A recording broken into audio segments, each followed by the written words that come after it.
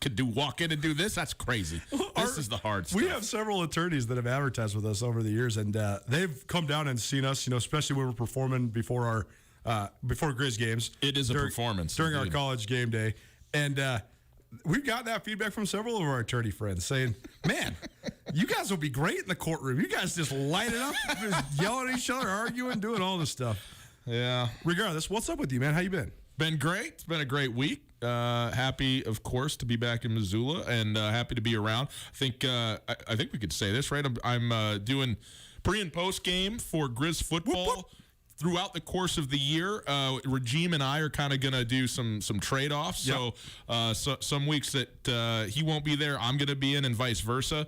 But was at the game last Saturday, yep. A week ago, and am excited to be sort of on board through the bulk of this season, and a blast to be obviously down at the tailgate and doing all that, and just sort of back in it. It feels right, and not just because I've been traveling, but obviously we know what the last year wasn't, and the amount of time, and it's just like there's a certain cadence to the world that should include football, and that it does now has me in a very good mood.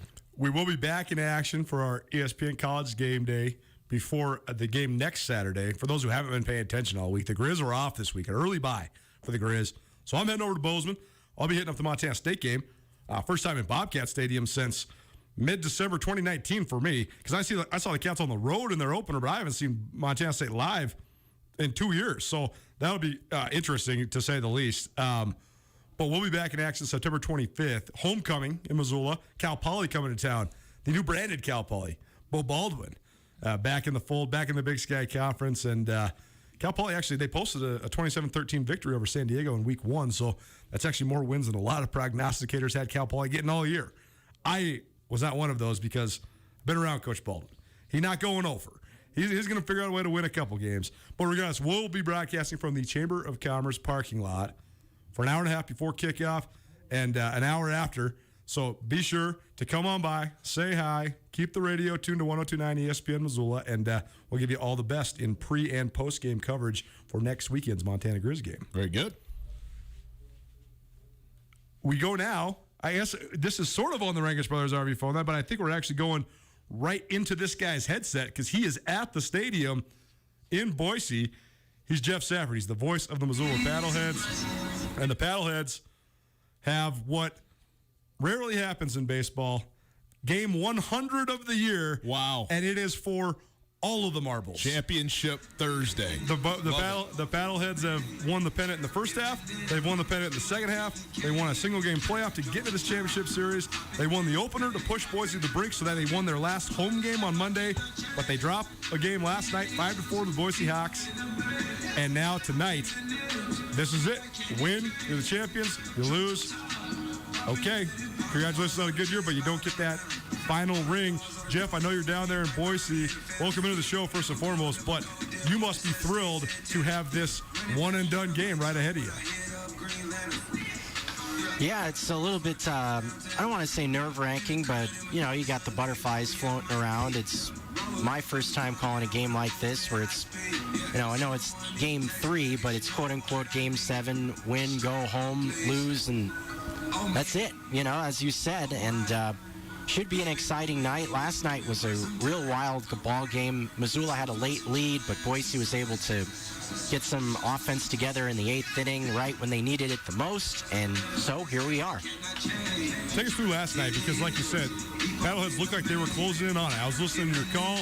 I was loving it, but then they gave up 4 runs in the 8th inning, and Boise comes back and wins 5-4. So what sort of fell apart for the Paddleheads down the stretch last night? Well, I think you got to give credit to Boise's manager, Gary Van Tall. They definitely had the right game plan in play to attack. It was Mark Simon that got touched up for a lot of the action in the 8th. It was actually Matt Mochione that started the inning, and then Mark Simon came in halfway through just about. But they were really attacking early in the count against Mark Simon, who oftentimes tries to use his breaking stuff early in the count to steal strikes, and Boise was sitting in the bushes waiting for that. And they were attacking early in the count, and they got pitches to hit, and they beat Mark Simon, a pitcher that's been fabulous out of the bullpen all season long. Give credit to, like I said, Gary Van Tall for getting his troops ready to go for that situation. Alejandro Rivera, who's been a solid bat all year for Boise and is kind of running the second half. He has 3 doubles so far in 2 games and had 2 last night, none bigger than the one he had in the 8th. Galindo, a big hit in that inning as well. And so if you're Missoula, you just have to try to avoid those bats. Galindo and Rivero, those are the 2 guys that can really seem to do damage opposite this Paddlehead club. If you can do good against those 2 guys, then Missoula should be in pretty good shape, because you think about it, other than that inning last night, when you look at these 2 games that they've played, Boise hasn't really done much of anything offensively. So from the Paddleheads' perspective, just try to execute their pitches, stay out of big scenarios like that, and let the cards fall as they may in this winner-take-all situation. Jeff Safford joining us, the play-by-play voice of the Missoula Paddleheads. Paddleheads, the championship game in Boise this evening. We'll hear it right here on 109 ESPN Radio. And Jeff, when it comes to the game tonight, coming out of last night, obviously you even talked about the butterflies even for yourself, but everybody knows what's at stake here this evening. But for a team that was on the brink, is basically an inning and a half away from being champions, to then lose it the way they did late in that ball game, how do you think the Paddleheads have to reset and then get ready to go again tonight to be able to close it out in the decisive game 3? Well, baseball players, I always think of them as guys that have a short memory as it is. You come to the ballpark every day and go out there and do your thing. You don't think too much about what happened the day before, because you have a chance to go out there the very next day. I think that's what this Paddlehead team needs to do. They just need to trudge on forward and think about the task that's in front of them, not what just happened, if that makes sense. Now, it sounds kind of cliche, but this team has been able to do that well all season long. And despite the fact that they've had a fantastic year record-wise, all the positive numbers with the offense and pitching with Domingo Pena, whatever you want to look at. But this team has faced some hurdles along the way that's made their season very tough. That first half pennant came right down to the very end with the Idaho Falls Chuckers, the very last day of the first half, despite having a fabulous first half record-wise. Second half, they hit a roadblock about 2/3 of the way through, made a bunch of roster moves, and were able to right the ship going into the postseason run, which has got them to this point. So I think this is a confident group, knowing that they've gone through some tough things before, and they see this game as just another roadblock on their road to hopefully a championship. Jeff Safford, voice of the Missoula Paddleheads, joining us. He's in Boise. The Paddleheads take on the Boise Hawks tonight. Pioneer League Championship Series finale. The third of 3 games. The winner, the champion of the Pioneer League. Jeff, we'll get you out of here on this. Give us some keys for tonight's game, particularly from the Missoula side. What do the Paddleheads need to do if they want to hang one more pennant and make a trifecta for the 2021 summer season? Well, first and foremost, I would say that the offense has got to show up a little bit more. We've seen a couple of key bats really kind of go quiet the last couple of days. Brandon Riley comes to mind. The big one that hasn't really performed too well in the first 2 games of this series is Zach Allman. He's still looking for his first hit. Has been a guy that's been so instrumental for this offense and was also the Boise Hawk killer in the first half. The Boise social media even had some fun with Zach Allman this season, saying like the Fish and Game had a warrant out for his arrest because he was a Hawk killer, because he had a 500-plus batting average in the regular season against Boise. He hasn't been that in the 2 games in this series. So look for hopefully Zach Allman to get things going offensively. And then in terms of the pitching, just keep doing what you're doing. Pitching has been really solid here the last couple of weeks. In general, looking back to the regular season, and the starting pitching in the 3 games in the postseason has been phenomenal. Whether you want to look at Barisa, Palmer Wenzel in the first 2 games, or Domingo Pena last night, all 3 of those guys pitched very well. And the starting pitcher tonight, Mason Schwellenbach, has been a guy that's been throwing as good as anybody in the Pioneer League his last 3 or 4 starts. So Paddleheads will look for that trend to continue with the starting pitching. And who knows who will come in after Schwellenbach. Looking at the lineup card today, I saw Palmer Wenzel's name up there. Could pitch on 3 days rest. Chris Barisa could be going out there on short rest. It's a winner go home situation. So you never know what you're going to see after that point. But the main two things I look at, as I said, is get those bats going that have been a little bit dormant last couple of games and continue the trend with the starting pitching. And they should be in good shape. Well, Jeff, best of luck tonight. I know it's going to be a fun one. This is what sports are all about, man. So we congratulate you on a great season, and hope you have yourself a great call and have a great time this evening. Jeff Safford, voice of the Missoula Paddleheads, joining us here on Nuanez Now. And keep it here after Nuanez Now, because we'll roll right in. First pitch from Boise, 6:30. You can find all the action right here on 102.9 ESPN Missoula. Jeff, thanks for swinging by, man. We'll talk to you soon. Sounds good, Coulter. Thank you. Nuanez Now, 102.9 ESPN Radio, as well as SWX Montana Television, broadcasting to you live from the Northwest Motorsport Studio. Northwest Motorsport, new to Missoula, located at the corner of Stevens and Mount. You can also check them out online, nwmsrocks.com. That's nwmsrocks.com. They boast the largest inventory of trucks anywhere in the Pacific Northwest. As we mentioned off the top, the Grizz have a bye this week, but we have all sorts of awesome supporters and sponsors here. And so now it's time for our Grizz Star of the Week, presented by Bob Ward's Sports and Outdoors. Bob Ward's has their new ski lease program rolling right now. It gets started on the 20th of September, so just a little less than a week from today. You can go and check out all sorts of awesome new skis. You can have an adult lease package for $169.99 or a junior lease package for $109.99.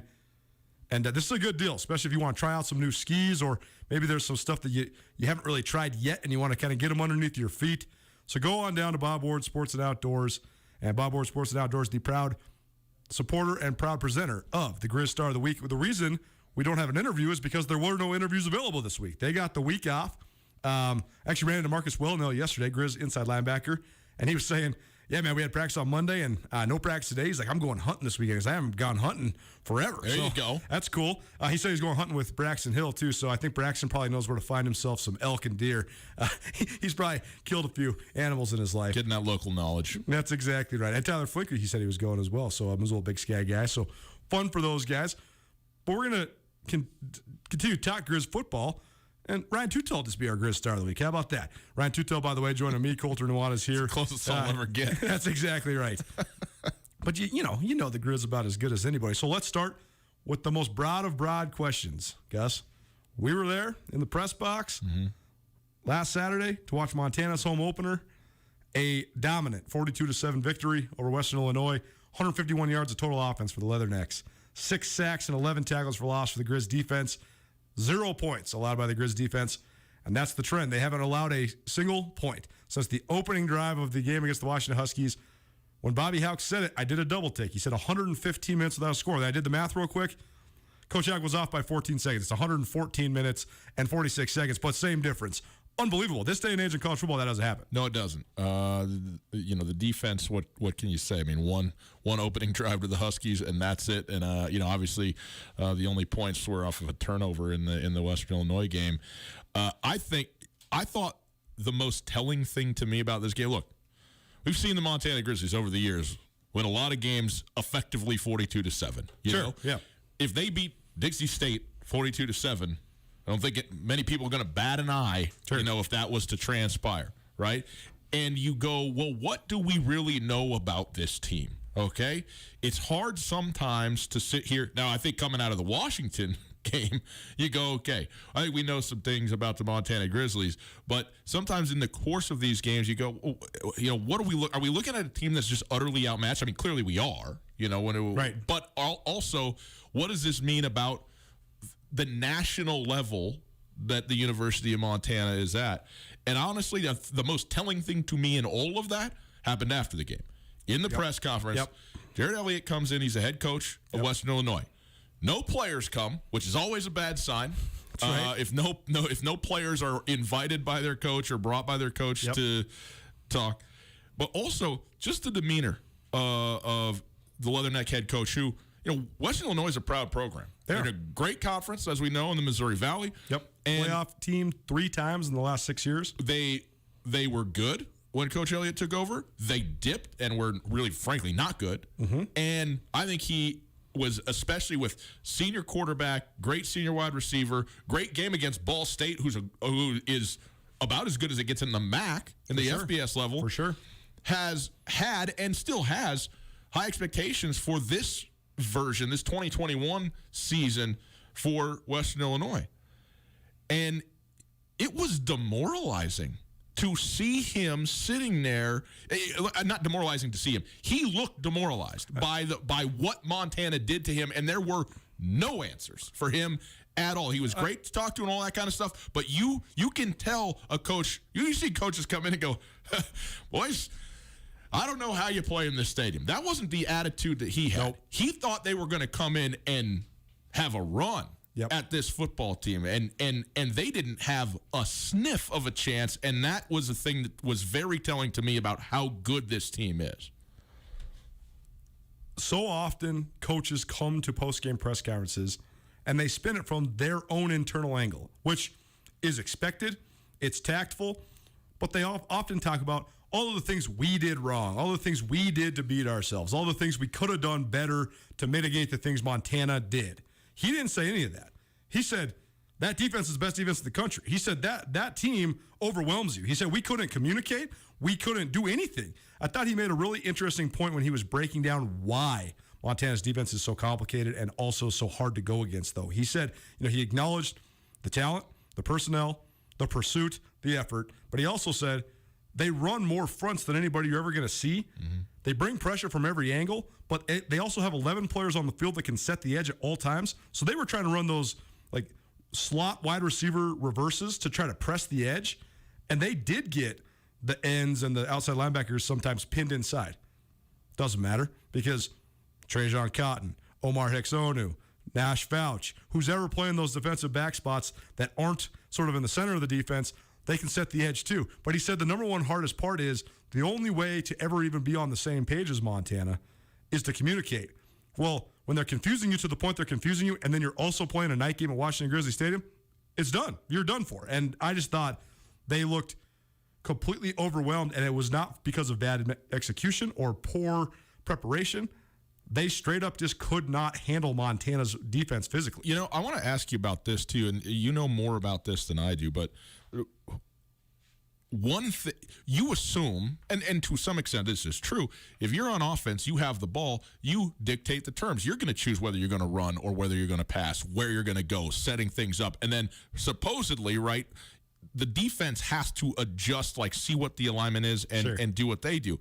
Now, on things like blitz packages, fronts, that sort of thing, a lot of that stuff goes out the window, and Montana has done an unbelievable job in 2 weeks of being not just the physical aggressor defensively, but the actual dictator of how this is going to go in this particular spot when they don't have the football. And that's a pretty remarkable thing and something of a nuance, I think, of the sport that most people, and really, I mean, myself included, don't understand. I'm not going to say that I sit here and get it, but I do think that it is something that is so noticeable when it comes to the way that Montana goes about what they have done defensively, where they're the ones who are basically telling the offense, you're going to have to figure us out and adjust to this. Nuanez now 102.9 ESPN Missoula, SWX Montana Television. I'm Colter Nuanez. That's Ryan Tutel. He's back in the saddle, at least for today. Yep. So happy to have you here, man. It's awesome talking football with you. It's a great point because here's the details of it. Why can't you blitz on every down? Because eventually teams will find weaknesses and they'll start to pick you apart just by getting the ball out early. They'll hot route it. They'll throw it to the slot short. They'll have these screens or jet sweeps or whatever to try to get you out of your lanes or exploit your blitzes. Montana's been running this hyperactive, super aggressive zone blitzing scheme since Bobby Houck and defensive coordinator Kent Baer got to the University of Montana. What would happen to Montana when they would over blitz? in 2018 and to a certain extent, especially in the Montana State game, 2019, you get out of your gap. Well, your blitz didn't work, and now 8 guys are this way, and the running back's going that way. Yep. The most fundamental difference in the Grizz defense now, you can say broadly personnel upgrades, but it's their ability to have every single guy be able to not only shed blocks, but tackle phenomenally in the open field. You can talk about the talent, the depth, all the studs, the players, the buy-in, the want to. I would argue that this is among the best open field tackling teams I have ever seen. College football has, people think it's so complicated. It's actually been distilled to the point where the goal of offense, no matter what kind of offense you run, is simple. Get players in space and make them miss. Make kids make mistakes. That's what it's all about. And that's why you run all your little inside zones and all these little backside counters, because you want to set up that play where then you get the guy on the edge, your wide receiver makes that corner fall on his face, boom, 60-yard touchdown. That's why big plays are so prevalent in college football. I'm not sure how you're going to get a big play against this team because they're so good tackling in the open field. And people ask, how do you do that? How do you get to this point? It's so simple, man. You practice it. If you go watch Montana practice, you watch tackling drills for hours. It's unbelievable. But it's the greatest affirmation of the argument I've always made. Football is a contact. It's a combat sport. Boxers need to get hit to know how to get hit. They need to hit to learn how to hit. You have to take the punch. You have to throw the punch. It's the same thing with contact in football. There's been this massive notion the last 10 or 15 years in college football. Less hitting. We got to get our guys healthy. Montana had nobody sitting out of fall camp besides Matt Rensvold, who hurt his knee before fall camp even started. No one was banged up. You got your nicks and bruises or whatever, but these dudes are hitting so much, so fluidly, so efficiently, nobody's hurt by it. And that's why I think you see what Montana's done so far. I think there's been one play of more than 20 yards given up by the Grizzly defense in 120 minutes. That's insane in this day and age of college football. It's insane. It's completely insane. I mean, they held Western Illinois on the ground to 1.6 yards per attempt. 1.6 yards is I mean, that's quarterback sneak level gains. Go check out Sky for an entire season. Go check out SkySports.com. I just wrote a feature about this, but I'll give you a tease of the stat. I just wrote a feature about the Grizz defense with some of those quotes from Coach Elliott from Western Illinois. But if you take this back to last year, or I guess the 2019 season, let's remove the anomaly. I'm not calling the Bobcats win over the Grizzlies in Bozeman an anomaly. It wasn't. It was an absolute butt whooping. Montana State deserves all the credit in the world. But it's an outlier in the sample size. Let's take that game out. And then let's analyze the last 5 games the Grizz defense has played. I thought they were going to send half of Weber State's team to the hospital in their home finale against, I'll never forget it, doing the pregame show with you. You were like, this could be a great game. It's going to be back and forth. I said, no, man, I can smell it in the air. I know that this is going to be a whooping. And sure enough, it was one of the most violent games that we've seen the Grizzlies play in quite some time. Well, then you have the great defensive performance against Southeast Louisiana. You got a couple touchdowns late because you scored 73, so you're playing your threes by the stretch run. Yep. But Southeast Louisiana, I believe, rushed for 1 yard per carry. Then you take it to the Weber State game in the playoffs. They gave up 113 yards of total offense, and they gave up 1 yard rushing per carry. I think Weber rushed for 43 carries for 44 yards. Mm-hmm. And then you take it into this year, 65 yards for the Washington Huskies, less than 2 yards a carry for Western Illinois. You break it all down, this team's giving up 60 yards rushing and 2.1 yards per carry over their last 5 defensive performances. That's as good as it can be. Did you omit a game in there? Well, of course, I omitted the Montana State game because you add that to the sample size, and it obviously skews the statistics a little bit. I just want to be clear. But regardless, this has been building since last year, but now I think they're just operating at a fever pitch. No question. And with personnel-wise, Colter, I mean, we talked about this the very first year that Coach Houck was here, and he's rolling out, half of the defense is freshmen, like true freshmen that are out there playing, and you go, what is this going to look like? And you go, whoa, this looks pretty good. Whoa, that dude's a freshman? Wait, how about that? That dude's a freshman too? Wait a minute. What is going on? How did they get this guy? And all of a sudden, we're sitting here, and with the COVID year, they're like sophomores maybe juniors in some cases, and Right. it is and Alex Gubner's been on campus for 4 years now. He's a sophomore. Where does it end? And right now it doesn't look like it's going to. And this defense, I mean, people want to see, right, scoring. It's easier to, understand where the ball goes, big catches, all that kind of thing. I think you're going to be hard-pressed to find any Montana fan right now who isn't having as much fun watching defense play football as offense as well.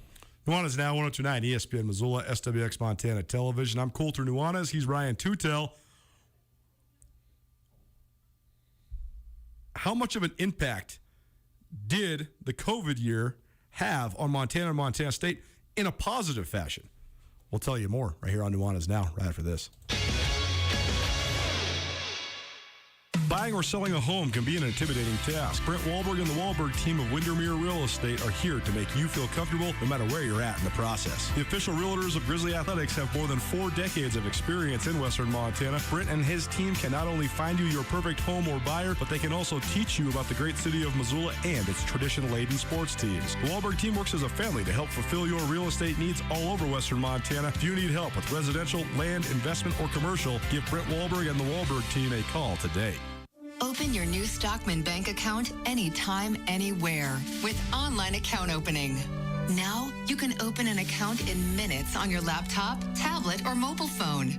It's convenient, simple, and secure. Open your new account today at stockmanbank.com. Then, add our online and mobile banking services so you can manage your money when, where, and how you want. Stockman Bank, Montana's brand of banking. Member FDIC. Like most Montanans, we love a good steak. And because we're the Montana Club, we take the steaks we serve very seriously. We're confident to say that our custom grilled steaks are as good a steak as you're going to get. Now we're proud to add regionally sourced, naturally raised Castle Rock bison ribeye to our selection. And remember, the Montana Club steak entrees include the sides. Come into the Montana Club today for an unrivaled steak experience. The Montana Club on Brooks and North Reserve, Missoula. Being a teenager is tough. There's the constant pressure to be liked. Endless worrying about college. Cyberbullying, high expectations, all the negativity. There's no question. Being a teenager is tough. And what do Montana's teens do when they want to block out the noise and clear their heads? We play! Yeah! Research shows that teenagers who participate in high school sports have lower stress levels, more confidence, and greater self-esteem. And then there's the biggest benefit of all. High school sports are fun. Not just fun. They're a lot of fun. Encourage your teenagers to participate in a sport or activity when they go to high school. They'll stress less and smile more. And they'll be laying the foundation for a happier, healthier future. This message presented by the Montana High School Association and the Montana Interscholastic Athletic Administrators Association. Bob Ward's Your Hunting Headquarters wants to remind you to keep an eye on that calendar. Don't miss out on opening day because you don't have the gear. Get into Bob Ward's now. You'll find the biggest and best selection of everything from scopes to shells, rifles to rangefinders, calls to camo, and much, much more. Visit your local Bob Ward's for in-store sales updated weekly. Hunters, your season is here. Head into Bob Ward's and gear up. Bob Ward's, sports and outdoors. Montana's best friend for the great outdoors for over 100 years. ESPN Missoula Sports Center. It all comes down to tonight in Boise for the Missoula Paddleheads. Hello, I am Coulter Nuanez. The Garden City's independent minor league baseball team rolled through the Pioneer League North, claiming the pennant in the first and second halves of the regular season. Then the Paddleheads smoked the Billings Mustangs in a one-game playoff on Saturday to qualify for the Pioneer League's championship series. Missoula pushed the Boise Hawks to the brink with a late rally to post an 8-2 win at Ogren Park Allegiance Field in their final home game of the season on Monday. But last night in Boise, the Hawks scored 4 runs in the 8th inning to emerge with a 5-4 victory in Idaho's capital city. That decision forces a third and final game for all the marbles tonight. The final game of the Pioneer League for the 2021 season will commence with first pitch set for 6:30 p.m. from Boise. All the action can be heard right here on 102.9 ESPN Missoula. Missoula Sentinel High School has been placed on probation by the Montana High School Association. The MHSA Executive Board made the decision at its regularly scheduled meeting on Monday. The probation will extend to the end of this current academic school year. Sentinel was fined $100 by the MHSA in 2019 for for a football recruiting violation. The school's track and field program came under fire in May when an athlete competed in too many events. MHSA Executive Director Mark Beckman confirmed to the Missoulian on Tuesday afternoon that those are the two issues that have landed the Spartans on probation. This 102.9 ESPN Missoula Sports Center is brought to you by Aspen Sound.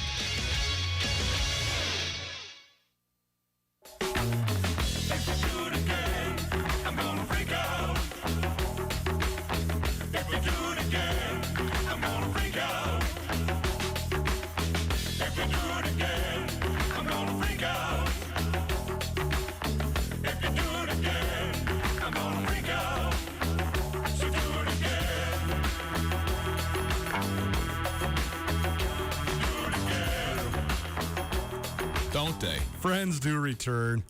Nothing lasts forever. Nothing is permanent in life. But gosh dang it is good to have Ryan Tutel back in the studio. It's Nuanez now, 102.9 ESPN Missoula, SWX Montana Television. I'm Colter Nuanez. He's Gus. We used to do this every day together. We're gonna do it more often. How many new people live in Missoula in those 7 months that I've been in Missoula? I don't know, 1.3 million. Yeah. All of them bought their houses with cash with no inspections too. Yeah. Unbelievable. Good for them. Unbelievable. I know. I was with one of our mutual friends today earlier, and he's like, "What's been going on in your life, man?" I was like, "Hey, I bought a house." He goes, "Why?" He said, "Why would you do that?" And I said, "Well, I had to, Jim. I didn't have anywhere else to live. We got to get it while getting's good." Broadcasting to you live from the Northwest Motorsports Studio. We're going to continue our conversation about Grizz football as well as Montana State football as well. Mondre Williams, defensive end from the Bobcats, coming up here on Nuanez now about 15, 20 minutes. As we mentioned off the top, it is a bye week, so no media availability this week. There's no press conference, and we used a lot of the stuff from the postgame, Western Illinois, already on this show. But we're going to continue this conversation through the lens of what we do every other week from here on out. The Houck highlights. This is going to be a one-on-one with Bobby Houck. I'm going to catch him before either Tuesday or Wednesday's practice. Always love catching up with Coach Houck. It's funny because he has sort of this reputation of being surly with the media, but if you go with prepared questions and you ask them concisely and you don't waste his time, because that's the thing he will not tolerate is his time being wasted, it's great. Houck Highlights is presented by Ryan Holloway and Miller. Paul Ryan is a name that's been synonymous with law around the Garden City for decades, and Paul's excited to announce the expansion of his firm to Ryan Holloway and Miller. Paul Ryan, Nate Holloway, and Angie Miller have a fierce love for their community, and they want to help you with any of your legal needs. Ryan Holloway and Miller will be available to take your call anytime, 24 hours a day, 7 days a week, no matter what your legal needs in Western Montana and around in the Treasure State when it comes to personal injury or criminal defense. Call Ryan Holloway and Miller today. Ryan Holloway and Miller, your Montana attorneys. It does help if you have prepared questions for Coach Houck. It also helps if his defense hasn't allowed to point in 115 game minutes. That's exactly right. That helps. That's exactly right. It's a very understated part of 2018. Bobby Houck was not very happy at press conferences in 2018 because he lost 5 games in 2018. Coach Houck had lost 17 games in 7 seasons at Montana preceding 2018. Right. He wasn't used. It was fully a unique situation to give up 35 fourth quarter points to UC Davis. He's never lost to UC Davis ever, let alone in that fashion. So, okay, we're all human. I'd be pretty mad if I was him too. Yeah, no doubt. Regardless, let's talk about what I think is one of the silver linings of what's happened the last, let's call it 20 to 22 months. All of this stuff has been exhausting. It's been mentally, physically exhausting. I think all of us are ready for brighter days, better days. But from a college football perspective, it was brutal for these guys, considering all the different hoops that college athletes, particularly college basketball players, but college athletes as a whole had to jump through. These guys are getting tested way more than everybody else. They are getting their schedules reorganized all the time. All the different elements of a pandemic is not good when you have an organization that has 110 young men in it that have to be together all the time because they couldn't be together all the time. That part all sucked. But having 20 or 22 months of time to instill the culture of your program, the mentality that it takes to get buy-in, indoctrination's too strong of a word, but to fully make sure that your team is holistic in its sense of belief in themselves and each other, combined with the physical gains that these guys made. I mean, the first time I walked out to practice, I was like, who is that guy? Oh, Jacob McGoring put on 40 pounds since the last time I saw him. Who's that guy? I mean, they have a couple of these Class C walk-on kids that went from tight end to offensive tackle because it's been 2 years, so they put on 70 pounds. Yeah. So the physical strength gains plus the ability to be able to train without getting hurt, I think that Montana and Montana State particularly, because of the priority that they put on that element of football, also because of how much Bobby Hauck just loves the training element of the sport, I think these guys are in better physical condition and stronger and probably in turn less injury prone than maybe any Grizz team we have ever seen. And so that is the silver lining. I think that you do have, like Alex Gubner would be a senior now. I guess he'd be a junior, a redshirt junior now, but rather he's got an extra year of eligibility. But that's across the board, right? There's so many dudes who are the age of somebody that's a lot older than them, but they're competing in this specific grade. Yeah, it is interesting too, particularly in Montana's case, where you have, I guess you could call it a 2-year foundation laying process where the change of direction and improvement was very, very clear over the first 2 years that Coach Hauck was there. And he basically, I think, got in all the guys that he was hoping to get in terms of, those recruiting classes and so on. And by the way, there was another recruiting class that came through with no games to be played, which will play itself out over the next several years. Well, this is the most confusing part, right? You have redshirt freshmen who redshirted in 2019 and then haven't played since then. You had guys that might have redshirted in 2020, but now they're in this like true freshman, but they've been on campus for 2 years mold. Yeah. Then you got the guys that actually are new to the program for the last several months. Yeah.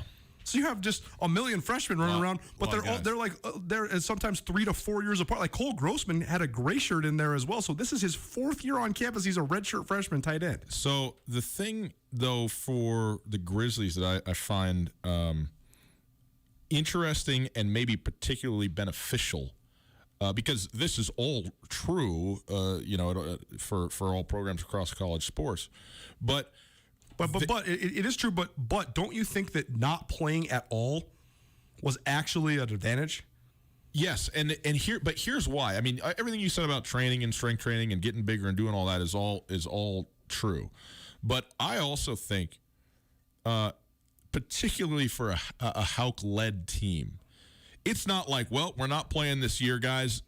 Make good decisions. We'll see you in 12 months. You can be with your team as much as you can be with them per NCAA regulations and all of that.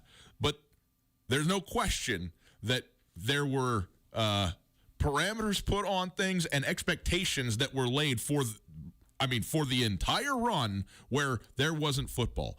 And those, I have no doubt, the expectations of what they wanted guys to do, how they wanted them to be, what they wanted them to be up to, were not easy. And if you're not playing football, only the committed remain. Like you talked about, no doubt, buy-in to this team. Well, the reason there's buy-in to this team, because there wouldn't be anybody left that wasn't bought in at this point to a program 100%. like this. I talked to multiple of my buddies who played for Bobby Hauck the first go-round, and I just give them kind of the joking hypothetical. Can you imagine doing 3 spring balls and 2 fall camps and then another fall camp that went into no season because then it got called off, and then having a basically hyperactive spring ball into just 2 games? I basically said, imagine 3 spring balls and 3 fall camps for the result of 2 games in 2 years. They're all like, no.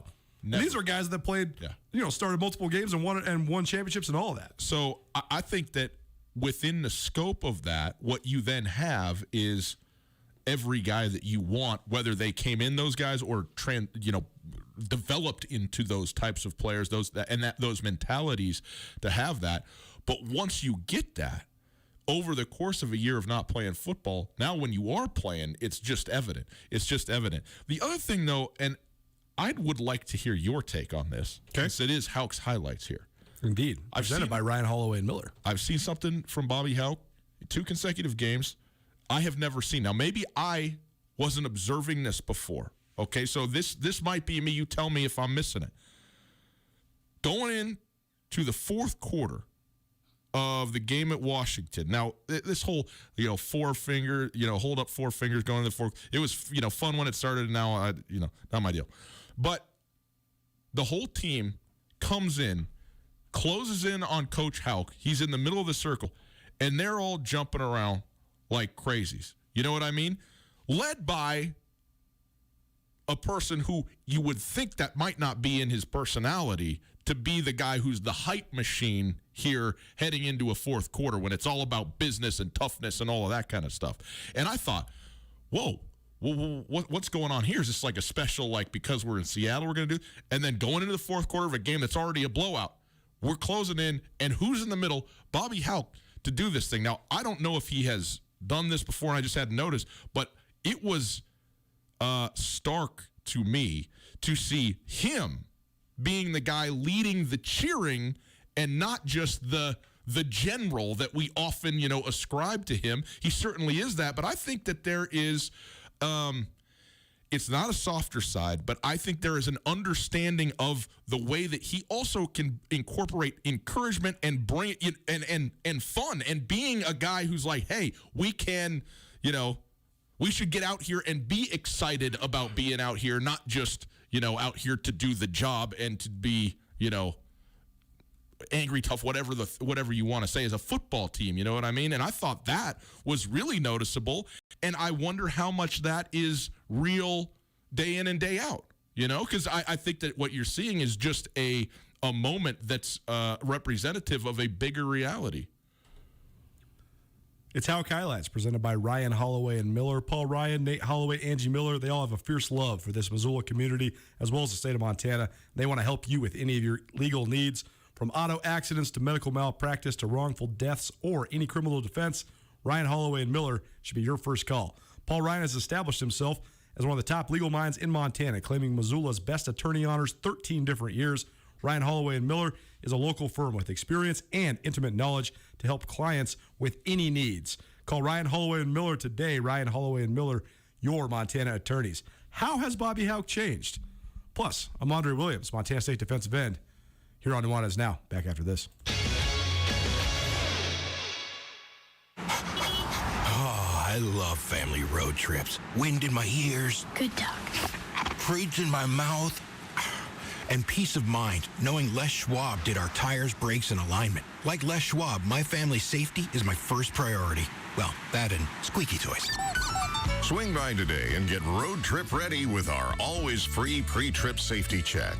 Les Schwab Tires. Applies to passenger cars, SUVs, and light trucks only. Details at leschwab.com/safety. Around the city of Missoula, everybody is doing their best to stay sane while staying at home as often as we can. What a better time to engage in a current hobby or take up a new one. Zootown Sports Cards is not operating its normal business hours, but you can still get in touch with the store if you'd like to order sports cards or memorabilia by mail. Just call 493-6665 or message on Facebook or Instagram. And if you can get your current collection organized, when Zootown Sports Cards opens back up fully, they'll be thrilled to have you. Ignite your inner collector during strange times, and remember Zootown Sports Cards for all your sports memorabilia needs.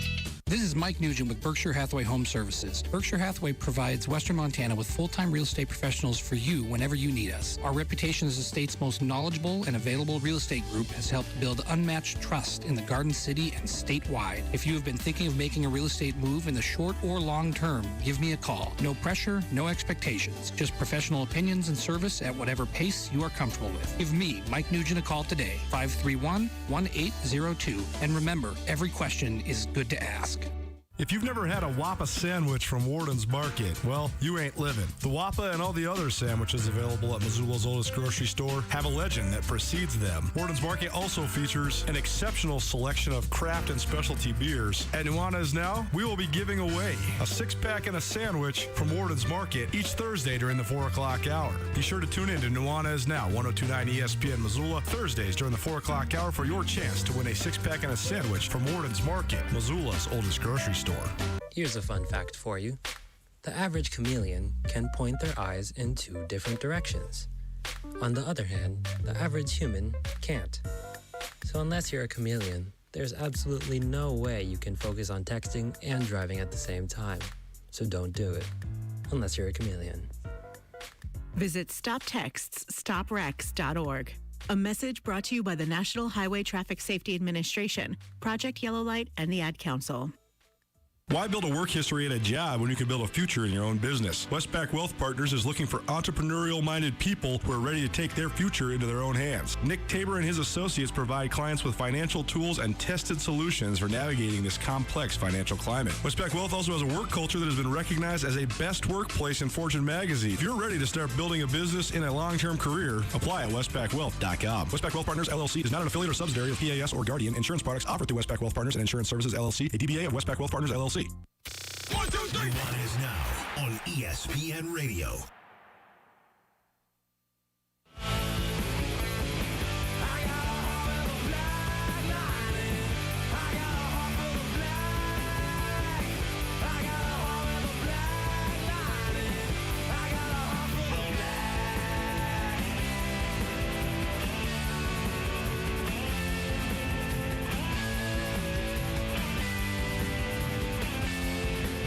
What up, Montana? Welcome back. Nuanez now, 102.9 ESPN Missoula, SWX Montana TV.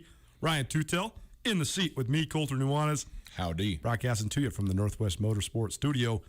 Check out Northwest Motorsport online. They have the largest inventory of trucks anywhere in the Pacific Northwest.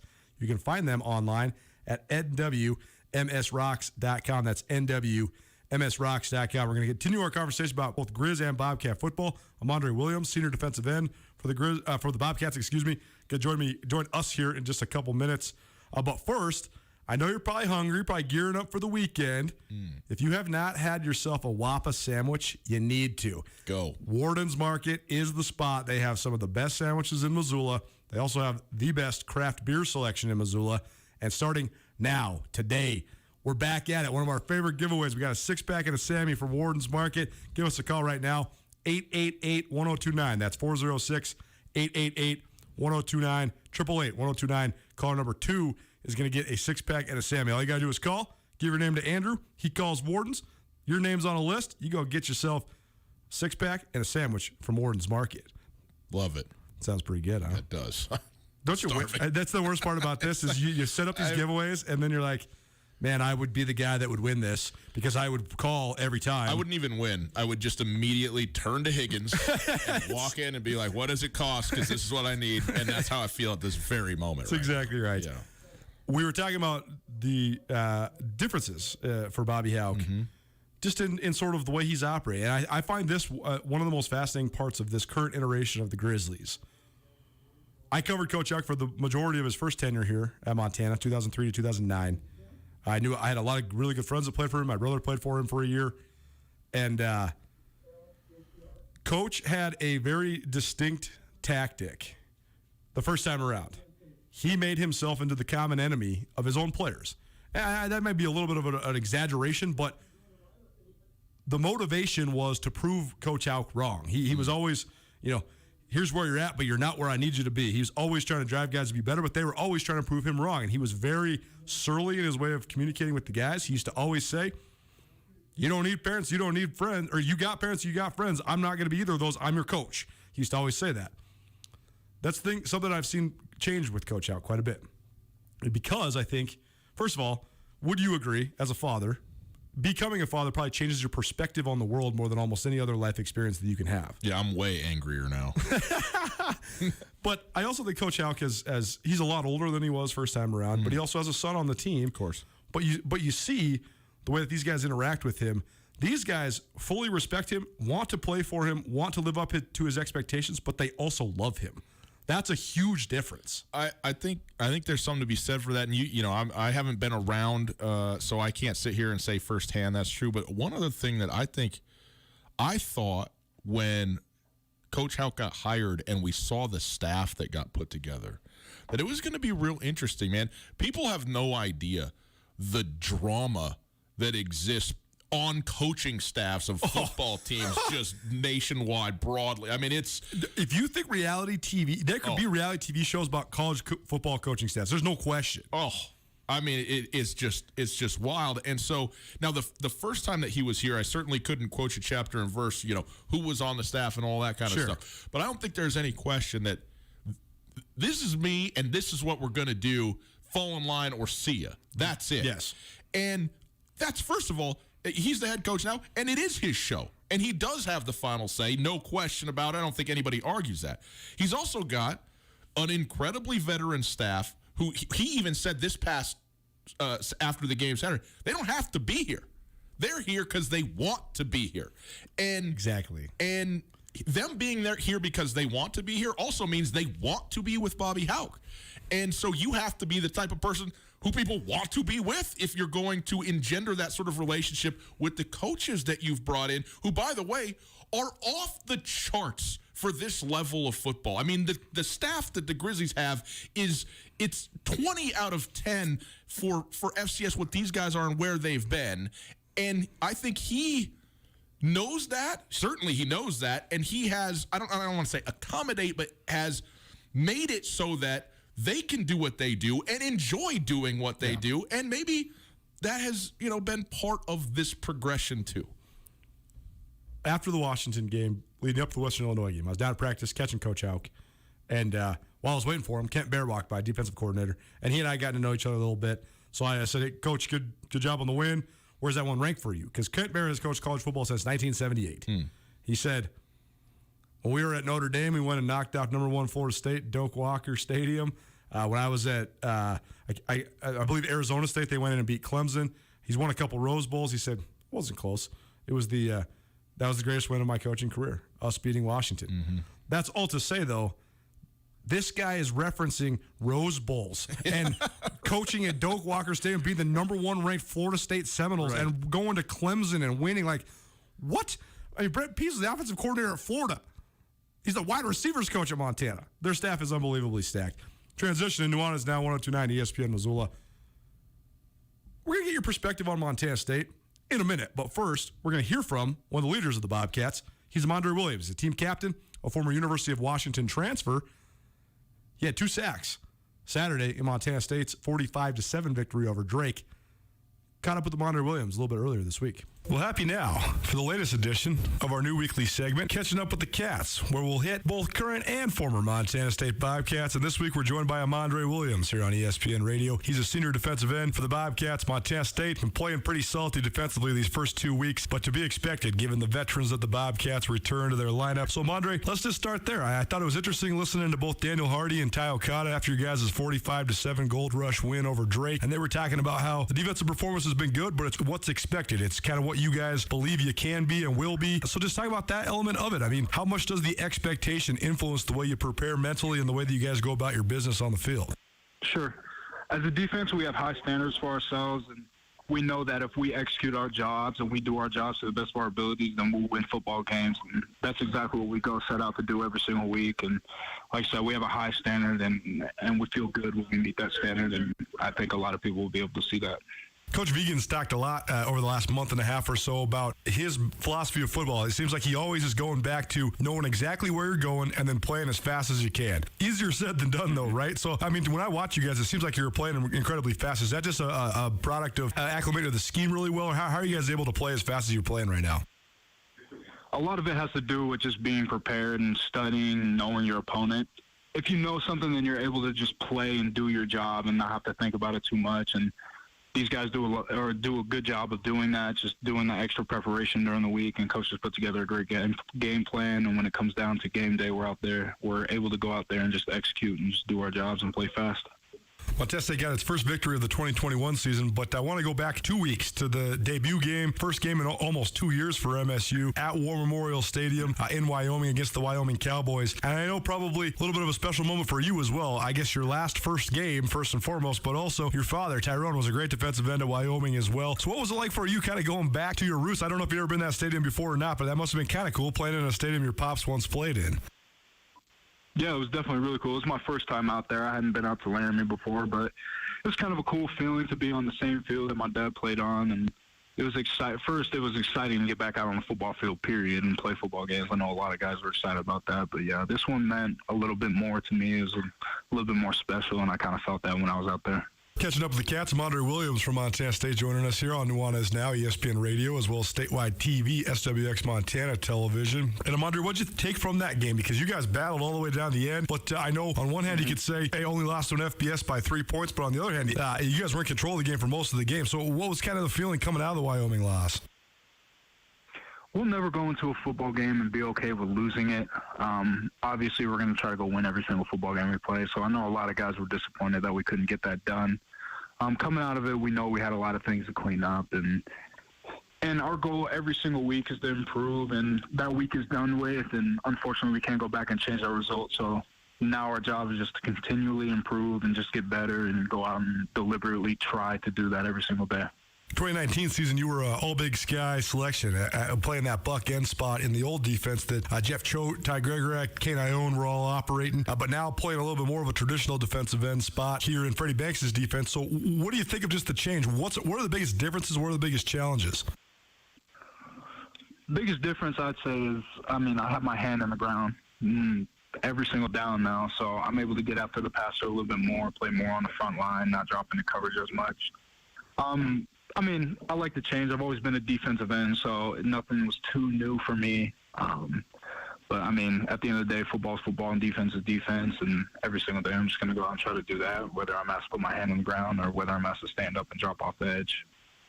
One guy I've enjoyed talking to the last couple of weeks has been Daniel Hardy, and he seems like he's really thriving in his position move as well, sort of similar to yourself, coming from more of an edge guy to now playing a real defensive end spot. But what do you think of just his talent, his ability to contribute to the team, because it seems like he's playing at a high level? Yeah, Daniel is definitely playing at a very high level.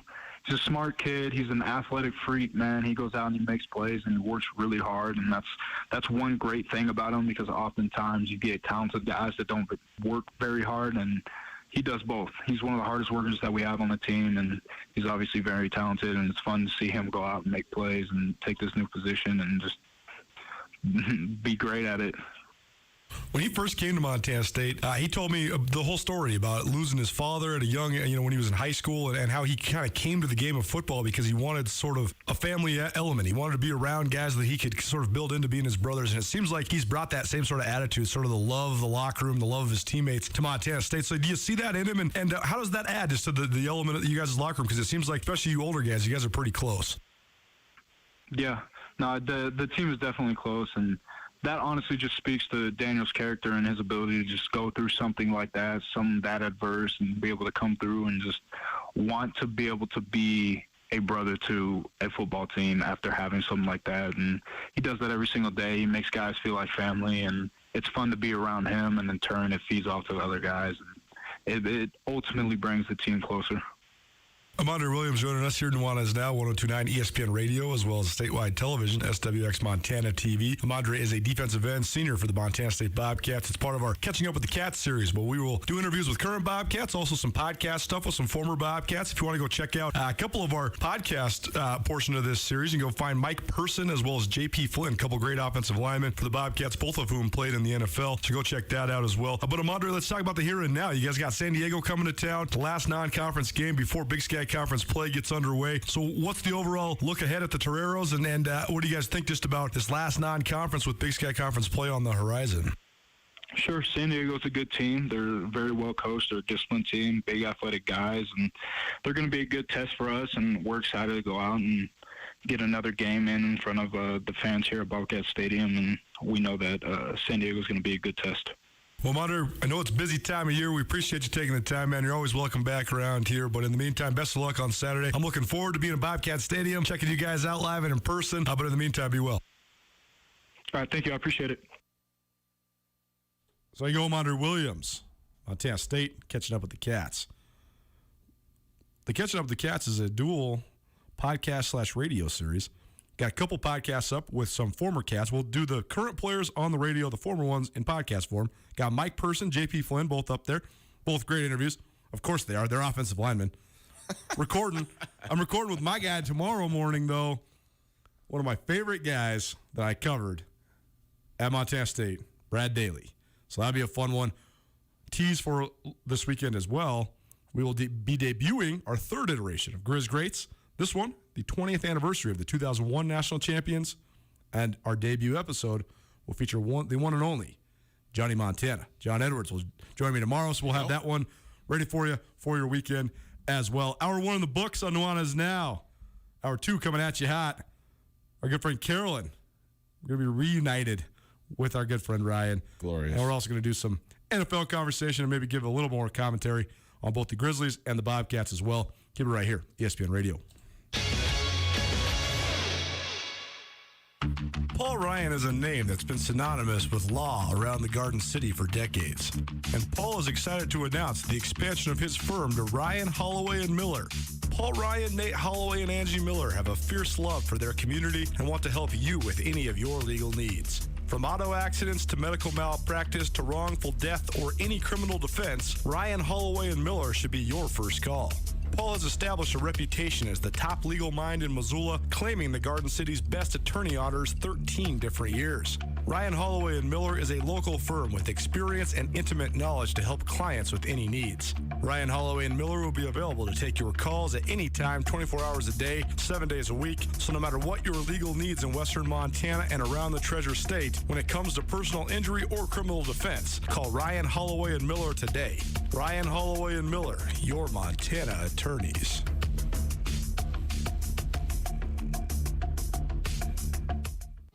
Open your new Stockman Bank account anytime, anywhere with online account opening. Now, you can open an account in minutes on your laptop, tablet, or mobile phone. It's convenient, simple, and secure. Open your new account today at stockmanbank.com. Then, add our online and mobile banking services so you can manage your money when, where, and how you want. Stockman Bank, Montana's brand of banking. Member FDIC. In Italian, tagliere means to cut in two. How fitting, because when you visit Tagliere Deli, Missoula's best sandwiches are so mountainous, you'll certainly need to cut them in half. From the Food Network to the best of Missoula, the public has spoken, and Tagliere Deli in Missoula has the best sandwiches in the entire Garden City. If you haven't tried Tagliere or you're craving a delicious sandwich, either stop into the deli located next to the roundabout at Higgins and Beckwith, or tune in to Nuanez Now every Tuesday for your chance to win. Tagliere Deli and ESPN Missoula providing you free sandwiches every Tuesday. High school sports are the lifeblood of our communities. Around the state of Montana, we take great pride in the accomplishments of our young athletes. At Montana's #1 daily sports talk show, Coulter Nuanez takes covering the best in prep sports seriously, too. Twice each week, be sure to tune in to Nuanez Now for a special Prep Extra segment featuring the best performances from around western Montana and the Treasure State. Nuanez Now, where prep sports matter. The Prep Extra is proudly presented by Farmers State Bank, serving Montanans since 1907. Warm days are here and you're craving something light. Stop into the Montana Club for the limited time honey mustard glazed Alaskan king salmon served in our crisp homemade potato cake. Or savor crisp garden salads, juicy burgers, or custom grilled Montana Club Cattle Company Angus steaks. Cool off with a perfectly mixed cocktail during the club's BOGO happy hour with $5 apps from 3 to 5:30 daily. Visit your Montana Club today on Brooks and North Reserve, Missoula. ESPN Radio for Western Montana, KKVU HD3 Stevensville, and 102.9 FM on K275BS Missoula. ESPN Missoula Sports Center.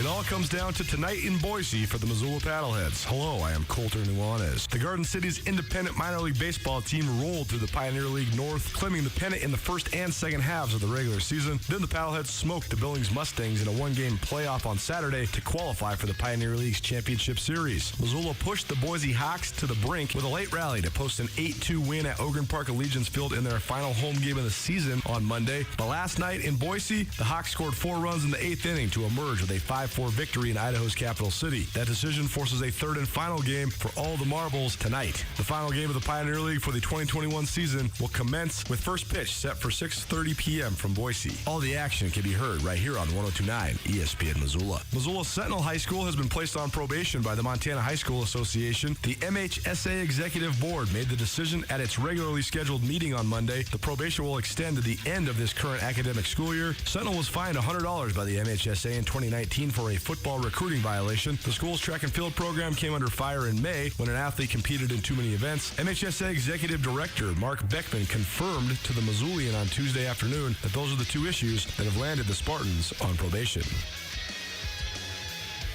This ESPN Missoula Sports Center is brought to you by Selway Armory.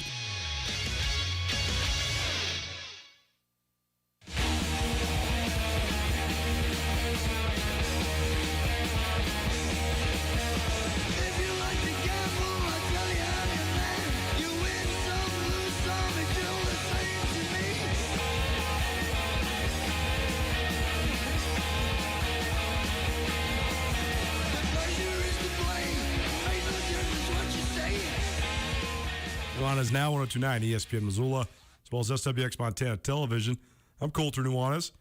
Ryan Tutel joining me. We recorded with our good friend Carolyn a little earlier. We were required by FCC regulations now to tell you that things are pre-recorded, but you already know if you were watching on television that Carolyn usually is not in the studio with us. But she had some good insight this week. It's a chick who doesn't know sports. Well, look who I found. It's a good friend, Carolyn, chick who doesn't know sports. Here on Nuanez Now, we do this each Thursday. And we'll see when the other guy that's supposed to be co-hosting this show shows up. Well, who knows?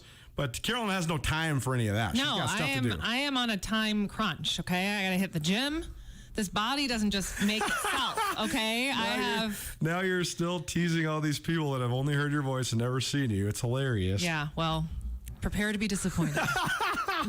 Well, Carolyn, first and foremost, one of the most popular, well-received, and awesome giveaways we've ever done on the show by Clutch Women. They are producing these awesome stadium-type bags, or I guess they're clutches for gals that go to games. You can use them for any occasion, really, but specifically for stadiums because they're the perfect size. You don't have to use the clear bag. And we've given these away the last couple weeks, and phones have been blowing up. And I know that the people that have received them have been very happy. We've had a couple female winners that are very happy to use them themselves, a couple male winners that are super stoked to give them away as gifts. And anyways, if you don't win, though, this is a great idea for a gift and or a purchase for yourself. So tell people a little bit more about where they can find this stuff. They can find them at clutchwomen.com, and you can put in a Missoula 20 code for 20% off. I can't believe I'm going to say this, but I wore mine as a fanny pack. Let's go. At soccer last week because it was just so much easier to go hands-free. So I love it. I am pretty stoked on it, and you can call in and win one. What's the number? This is the best part ever. Carolyn works here. She doesn't even know the phone number. It's easy, Carolyn. We made it easy for everybody. You don't even have to memorize it. It's good. 406-888-1029. That's it. 888-1029. 888-1029. 888-1029. You sell 1029 all day. You sell more of this station than anybody that works here. All right. I'll try and remember. You always say 1029 ESPN. I always have my 1029 shirt on and everything. I know the dial position. I just didn't know the phone number. Okay, well, it's the same thing. 888-1029. So Super. Right now, caller number 3. Give us a call. Shoot us a text. Wherever you want to get a hold of us. 888-1029. We got one more. It's the last one. This is it. So we got one more. Actually, the one we have on display here is actually not the one we're giving you. We're going to give you one that looks exactly like this, but it's Seattle Seahawks theme. Yeah. So super cool, very chic, and very, how do they say, in vogue, as it were. It's great for a gal on the go. There you go. Very good. And I'm a gal on the go. Very good. All right, we got something else coming up for you, too, in terms of giveaways, but we're going to get to that here in just a minute. First and foremost, though, what do you got this week, Carolyn? All right, I have to address this. Tom Brady looking like he's 25 again? No, but I'll get to Tom Brady later. Okay. And his stupid sunglasses. What about his great commercial? Oh, yeah, we'll get to that. Aaron Rodgers. Oh, boy. Spent the summer. Oh, boy.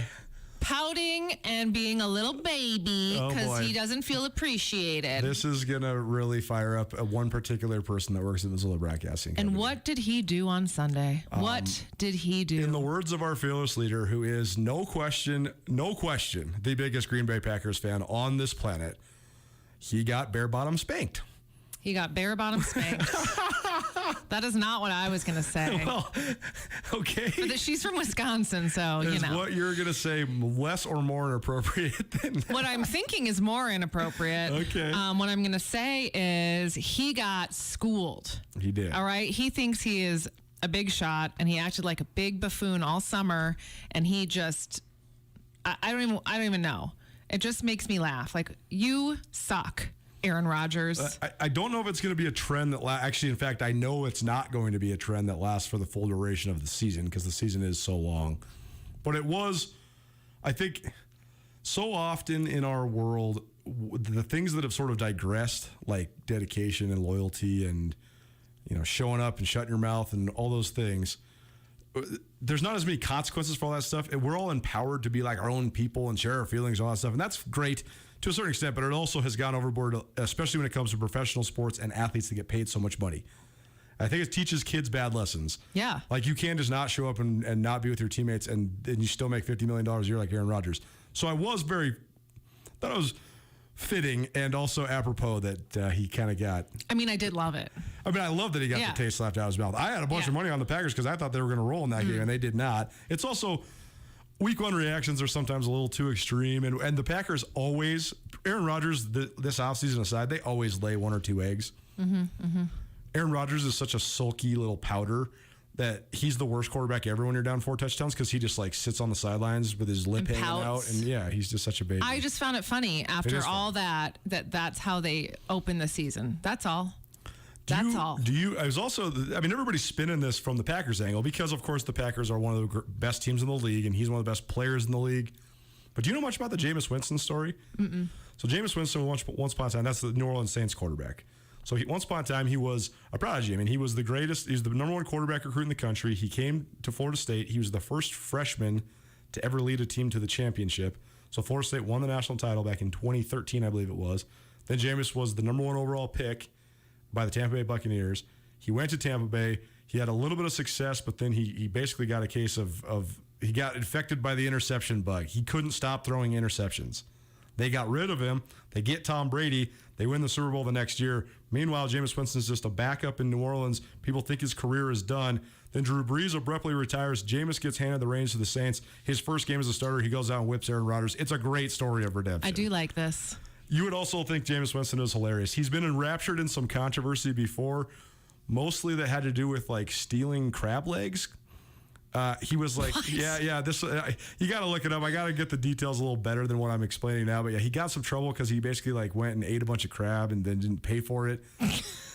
It was definitely controversial. Okay. So regardless, Jameis Winston, a good story of redemption. right, well, I know you love stories of redemption. I do love stories of redemption, especially when those stories of redemption completely slam. Oh my God! Look at this. Look This is what we call a pre-recorded segment that has an impromptu interruption, and it couldn't be more apropos.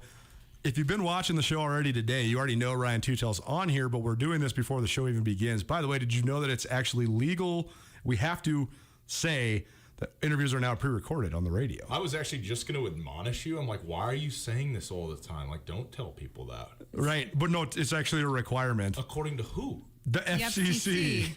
You don't say. You down with FCC?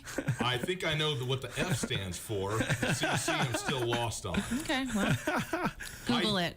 High CHDKS. Is that what it is? Yeah. Is that, how do you spell who? W. Yeah. Wow. HOO. This is hilarious. Here's another look behind the curtain. It is the chick who does no sports here on Nuanez Now. Ryan Tutel now with us, as well as our good friend Carolyn on 102.9 ESPN Radio. But another good look behind the curtain. I saved these as he just tried to say, CWD whatever. S. CWDKS. Tommy couldn't find it last week because he's like, "What is this?" And then I was like, "Oh, you're not in on the joke. You're not in on the Tutel abbreviation." We should start a hashtag. Rock. By the way, guys, oh my God, we're back together. It's the 3 best friends that anyone could have. Is the segment almost over? I actually don't know where we are. We just started. You missed. You walked in perfectly because we were talking about Aaron Rodgers' offseason ruining his opening weekend performance, and I know you don't buy into any of that stuff. So. Never. Okay. Ryan thinks Aaron Rodgers is fully right. He doesn't think that Aaron Rodgers is being a dramatic baby at all this whole offseason. Oh my God. Oh yes, let's defer to you. Aaron Rodgers news, absolutely, yes. I know a baby, and he's a baby. I look at TMZ and People Magazine, and I know what's going through Aaron Rodgers' mind. How dare you? Oh, I missed this trio. All right, Buckto, what else do you got? Tom Brady.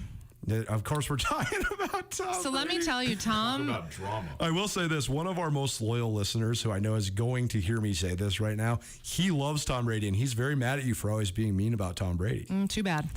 Okay. Tom Brady and his little buddy Gronk have a little... little buddy is a word for it, I guess. His little buddy to me, okay? Okay. Biggest guy in the league. They have a little show on Instagram called Tommy and Gronky. And they sit in lawn chairs and in stupid 80s sunglasses and talk. Anyway, this week, Gronk asked Tom how long he'd play football. Do you want to know what Tom Brady said? 10 more years. Till he's 50. which actually isn't even 10 years from now. 6 years. Yeah, I'm not surprised. I don't question that. Do you think, right here, right now, do you guys think Tom Brady will be playing football when he's 50? Yes. No. I do. Here's the thing. Here's two things about Tom Brady. One, he pours so much money into his body that he's not regressing physically whatsoever. Yes, he is. He has the quickest release point in the entire NFL already. The league makes sure to protect him at all costs, so he's not going to get hurt. They've invested in their offensive line. But more than anything, Tom had a chance to do the mic drop last year. He didn't do it. So He should have. So now, the only thing that's going to make him go, he's never going to leave until he goes out on top. So if every year that they don't win the Super Bowl, he's going to keep coming back to win another one. So you can have a mic drop. I think it's fully realistic that he'll play for 5 or 6 more years. Come on, 50? That is one of the most absurd takes I've ever heard. I mean, that is so stupid. First of all, you don't just get to dictate the terms when you walk out unless you choose to walk out before they tell you to go. Everybody in the league will tell you to go. How most guys don't leave on their own terms. In fact, 90% of dudes, if not more, go out when the league says, nope, you can't be here anymore. And that can happen to Tom Brady just like it can happen to anybody else. The fact that he didn't go out now, why would he? He's won 7. Why wouldn't he think that he's going to win 2 more before it's all said and done? Well, he's also on maybe the most stacked team he's ever been on.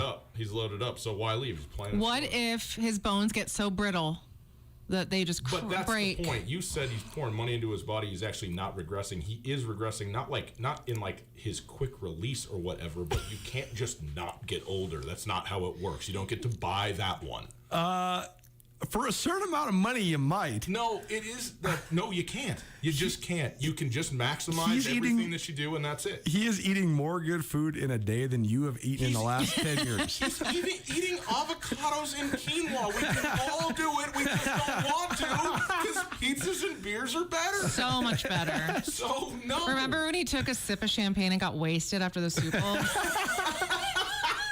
He's like, I'm so tipsy. I'm going to throw the Super Bowl ring in the water. Chick who doesn't know sports. Chick who doesn't know sports. Our good friend Carolyn here on Nuanez now. Such a girl. Ryan Tutel also here as well. Carolyn, what else do you have? Well, before we go into it, can we do our AC Hotel giveaway? Yes, we certainly can. This is a great giveaway. So the AC Hotel, located in downtown Missoula, one of the nicest, newest hotels here in the Garden City. And they have a phenomenal bar/also brunch spread. And this is not just for people that stay at the hotel. Anybody can go there. This is Gus's dream come true, actually. Yeah. Because this is $14 and you get whatever you want. You can have the egg specials of the day, whatever. Maybe they have omelets sometimes. They have bread. They got prosciutto. They got cheese, meats. Manchego. But here's where I'm None at. of that Tom Brady garbage. No. Here's the good stuff. Here's all the nightshades you can eat. Here's why I love it, though, is the beverages. Yeah. You can get all the coffee you want, all the milk, all the juice, all the water, whatever beverage you might want. You can also get a cappuccino or Americano as part of the deal. And now we are going to give the lucky listeners AC Hotel experience. So tell them more, Carolyn. Call in and tell Coulter why I'm so great. Yes. And the best answer will win breakfast for 2 plus 2 mimosas or Bloody Marys, whatever. This seems like way too hard a contest. Wow. 406. What's that mean? Yeah. 406-888-1029. That's 888-1029. Give us a call right now. You can tell us why Carolyn's great, or you can tell us anything at all. But caller number 2. Well, no, you can tell them I'm great. Well, that's good. Caller number 2. And please record it so I can hear it. Hard. Yeah, exactly. I want it 50 words. 888-1029. Give us a call right now. Caller number 2. We got a pair of vouchers for you to go on down to the AC Hotel and try all the goodness down there and get some mimosas in your life as well. All right, Carolyn, what else you got? All right, so the MTV Music Awards were Sunday, and Conor McGregor got in a fight on the red carpet with Machine Gun Kelly. I like McGregor in that. All because Machine Gun Kelly wouldn't take a picture with him. So talk about a big old baby. Isn't there some women involved in this? I'm sure there's a woman involved. There always Machine Gun is. Kelly dating somebody very famous. Megan Fox. Sure. What does that have to do with Conor McGregor?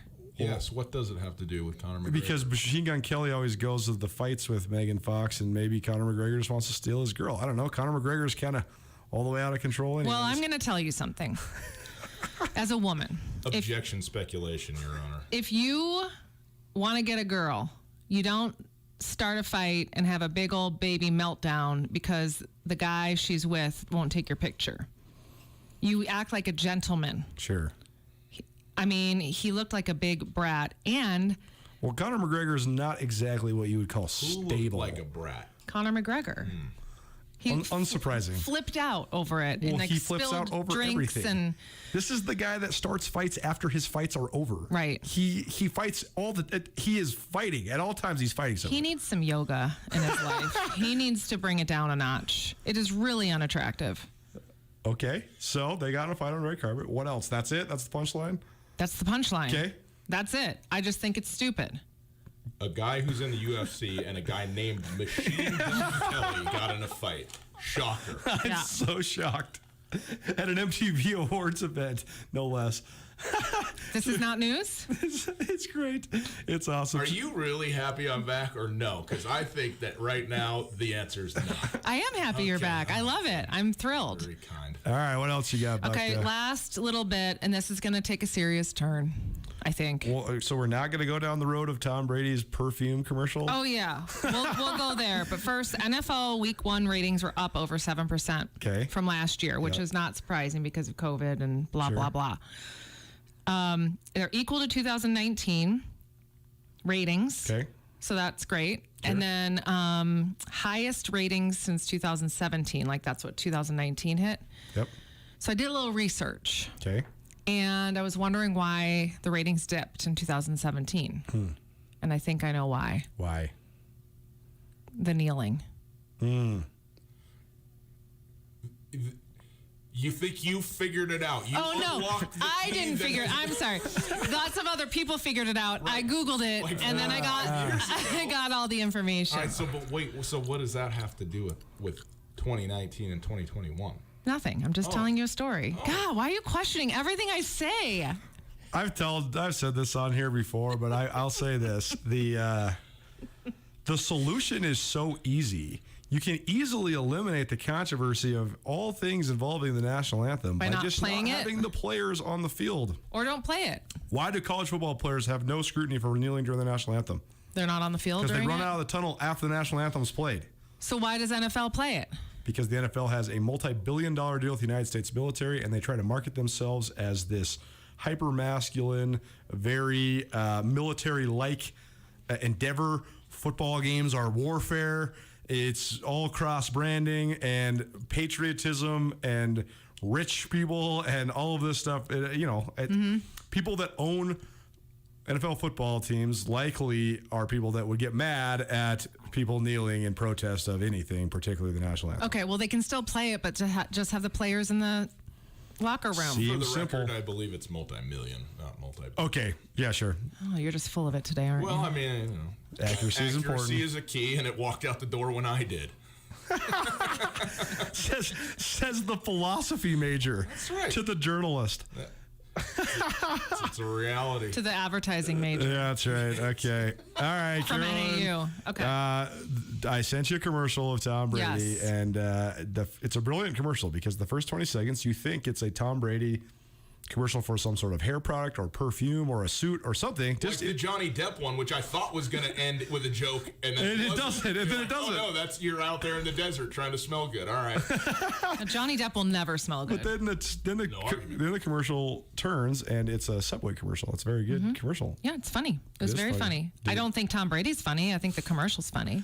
I still hate Tom Brady. I just wish I could have seen you in real time because I'm sure that you were appalled by the commercial until the punchline hit. Well, I got the text and was like, oh, Tom Brady. What is he sending me this for? Well, it was during Sunday Night Football, so that's like 2 hours past Carolyn's bedtime, oh, yeah. too. I was like on the couch, dozing off, looking at TikTok, and Tom Brady comes in, and I'm like, oh, my God. And it was so funny because I was the whole time he's like talking about bread and all this stuff, and I'm like, God, he's such a sellout. He doesn't even eat bread. Like, what?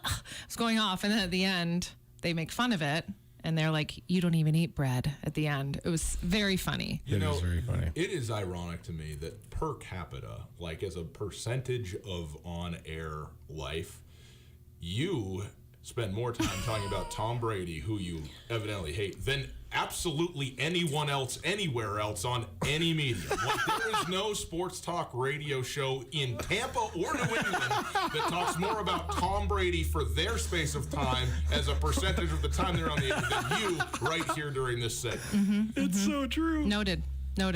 Well, too bad. Accuracy. I can't help it. He drives me crazy. I think we've made that plenty clear. All right, fine. I'll stop. It's the Chicken Doesn't Know Sports, presented in part by Clutch Women and in part by AC Hotel. Thanks for our great sponsors for their great giveaways that they've given us here today. And congratulations to you, the lucky winners of the Clutch, as well as brunch date to AC Hotel. Carolyn, thank you so much for swinging by. No, thank you. Great to see you. Oh, you too. There you go. Chicken Doesn't Know Sports, our good friend Carolyn. Great to be back with the three of us. That was really fun. As funny as Carolyn and I are, and we're hilarious, it's even more funny when you got the straight man. Gus is just too good, man. Ryan Tuto will be back in the studio with me, Colter Nuanez. Right after this, we're going to give you all of the best in the NFL. Keep it right here, ESPN Radio.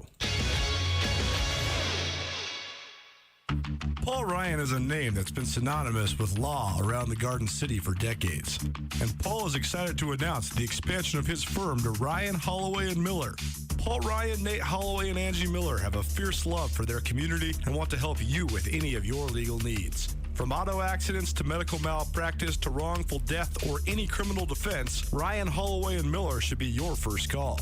Paul has established a reputation as the top legal mind in Missoula, claiming the Garden City's best attorney honors 13 different years.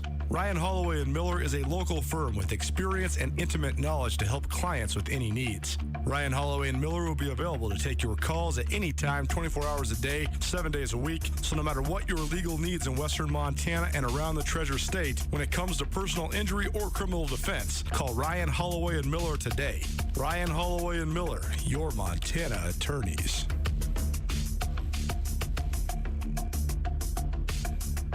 Colter Nuanez from ESPN Missoula. And those that have been watching Tutel Nuanez on TV, you probably noticed that for a while I was missing one of my bottom teeth. A baseball, a busted row of teeth, it's a long story, but if you've tuned in lately, you noticed that my tooth is fixed. I owe my new smile to Dr. Gene Morris at Oral Surgical Associates. Dr. Morris is the most trusted oral surgeon in Montana and has extensive experience in all forms of oral surgery. And if you look at my smile, if you never knew, you'd never know I was once missing a tooth. For all your oral surgical needs, call Dr. Morris at Oral Surgical Associates today.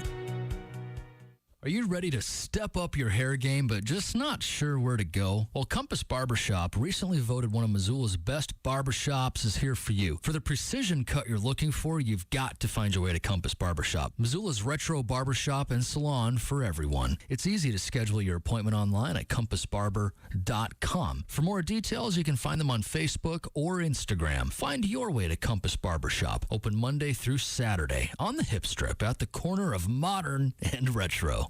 Hallelujah. Football is back around the Treasure State, and whether you want to watch high school football on SWX Montana or on the MHSA live stream, or looking to catch the Grizzlies each and every Saturday, or you want to check out all the action when it comes to the NFL, you want to head on down to Paradise Falls. Has 30 big screen TVs, 18 draft beers, breakfast, lunch, dinner, plus Paradise Falls has the Sportsbet Montana kiosks, so you can make all your bets no matter what football you are watching. Come watch football in Paradise at Paradise Falls, 3621 Brook Street, Missoula's coolest hotspot.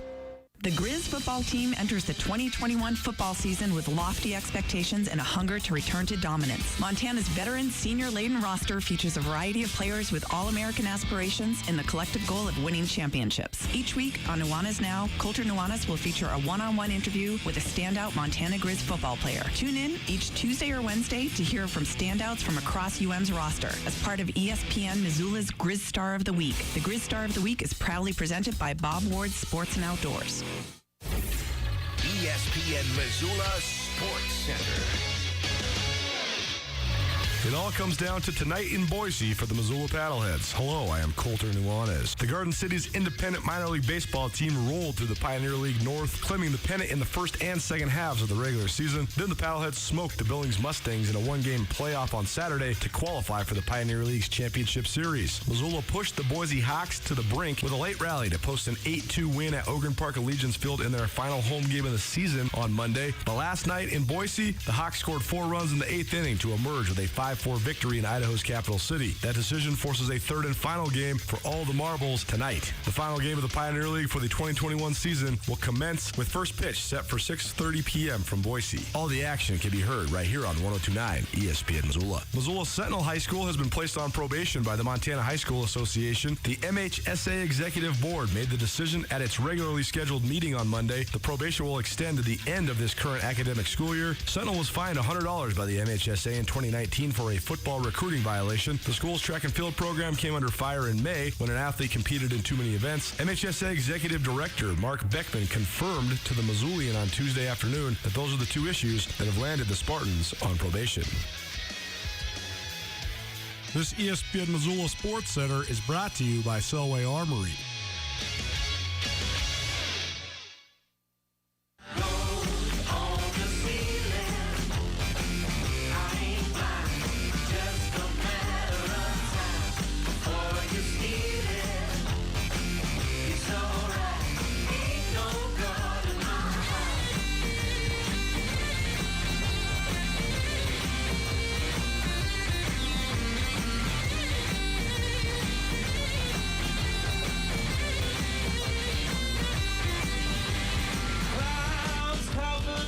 The new Black Keys album? Newish. 18 months, 2 years ago. I think it's a little newer than that. Maybe I just haven't been paying attention to it. I believe I do know. Yes. Okay, regardless. What did you think? Did you like it? Yeah, I liked it. I mean, here's the thing. There's never going to be a Black Keys album that I don't like because it will never not be what it is. Like, they just always go right down the middle of what they are, and that is off-putting to a lot of people. But I think they, I like the Black Keys, so just keep doing what you're doing. You know what I mean? Some people want to be all over the map, creative and all that stuff, mess around with this different sounds. Just play some rock and roll. Call it a day. Nuanez now, 102.9 ESPN Missoula, SWX Montana Television. Ryan Tutel back in the Northwest Motorsport studio with me, Colter Nuanez. Northwest Motorsport. New to Missoula, new to Montana. They are located at the corner of Stevens and I'm Mount. sorry I messed you up. Right in the middle of a read, I sat here and I made a joke that it's not a joke that is important, but I just couldn't help myself. Northwest Motorsport is here in Missoula. They are located at the corner of Stevens and Mount. And they have the largest inventory of trucks anywhere in the Pacific Northwest. If you don't believe me, go check it out. They have so many trucks, it's unbelievable. You can also visit them online. NWMSRocks.com. That's NWMSRocks.com. We've been talking all sorts of different things. But this is what you're actually here for. All football all the time. Our NFL conversation. It's sponsored by Brett's RV and Marine. Brett's RV and Marine right now, they're buying, selling, and trading. They have great inventory, awesome luxury vehicles. They also have their end of summer clearance sale. Summer may be setting, but the savings are on the rise. Go get pre-qualified today. Stop by 4800 Grant Creek Road and start your next adventure with the premier RV dealer in Montana. So Gus, our good buddy Sean Rainey over at SWX Montana, he's all in on the sports betting. Yep. So yeah, he is. He and I do a weekly segment now. That's an extension of his Make It Rainy podcast, talking about NFL games and picks against the spread and stuff like that.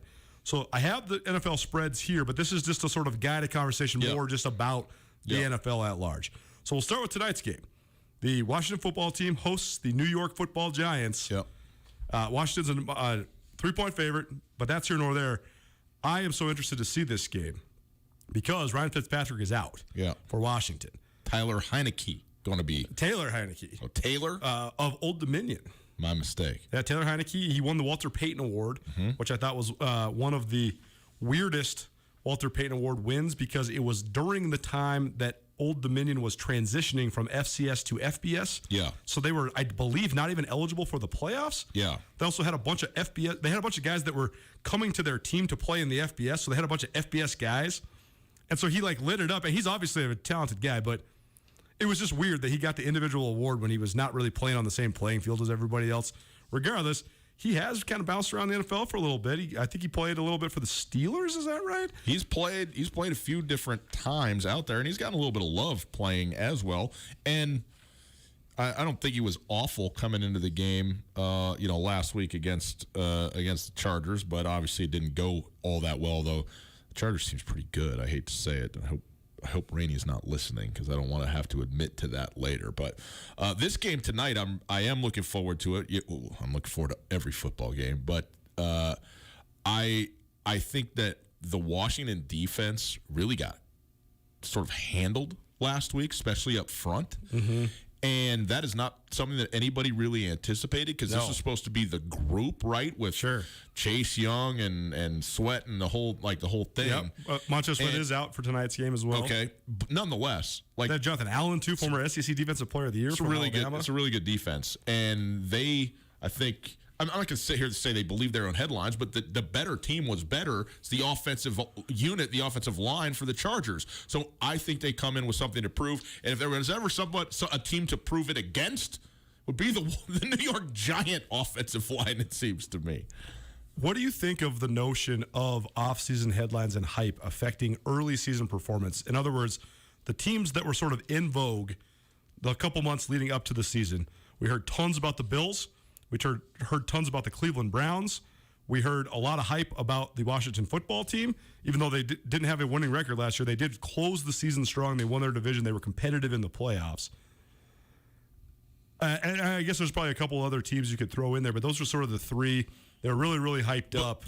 I'm sorry, are you asking me a question about the internal hype or the external hype? When you're the Buffalo Bills and you didn't make the playoffs for 25 years, and then you make the playoffs and you go to the AFC Championship game, and the world at large is talking about you as a Super Bowl favorite, and then you go lose week one, are those two things correlated? No. No, they are not. What's correlated is a smoke show Pittsburgh defense. I mean, that is what's correlated. And that's the thing, too, that the funniest part about it is there was this notion that the Steelers had fallen off because they had the drama on the offensive side of the ball with Antonio Brown, Le'Veon Bell, Ben Roethlisberger's getting a little long in the tooth. Alejandro Villanueva, retired, their left tackle. David DeCastro was hurt. But everybody was talking about their defense regressing so much. Well, their defense only regressed because Bud Dupree and who's their other edge? Regardless, their two key edge guys both tore their ACLs. And so they didn't have the edges on their 3-4 defense. That's what you have to have is the guys that rush the passer. Yeah, well, anyway. But the Steelers are good. You're right. The Steelers are, I mean, we'll see what they ultimately end up being. But, the Bills were favored and certainly think that they, are the better team or whatever. But, it's not like they lost to the Jags or something like that. Same thing for Cleveland. Cleveland went to Arrowhead and was the better team for about 55 minutes of that football game. I mean, they were great. So the Browns were ready to go. The only correlation from offseason to start of the season is your preparation. Who prepares well? And this is something this is just a philosophy. I'm not going to say with certainty this thing, but my opinion is that everybody's looking for, what's the right way to prepare? Is it to take it easy in training camp? Is it to go hard in training camp? Is it to sit starters? Is it to play starters or whatever? And I think there's not a right answer to that question. I think it is team dependent. Who do you have? That's right. What is the mentality of the locker room? Who are the leaders on it? Obviously, what is the skill? Where do you need the help? And understanding where to push, where to pull, how to go is very difficult. And the only team that did not do that at all was the Green Bay Packers. Right. Everybody else basically got it right, but then you play, and sometimes you lose football games. I mean, it is what it is. So the hype and a week one loss, it means nothing to me. Nuanez now 102.9 ESPN Missoula, SWX Montana Television. I agree. I think that the week one overreactions are oftentimes one of the places where if you are an NFL analyst or somebody that's getting into NFL conversations or arguments or whatever, you can really get out over your skis because you don't really know about a team until about week 3 or 4. Mm-hmm. But I do think there's a real dynamic, not necessarily of the hype affecting the direct results of the opening weekend, but I do think there's a certain ascension and or place that teams hold.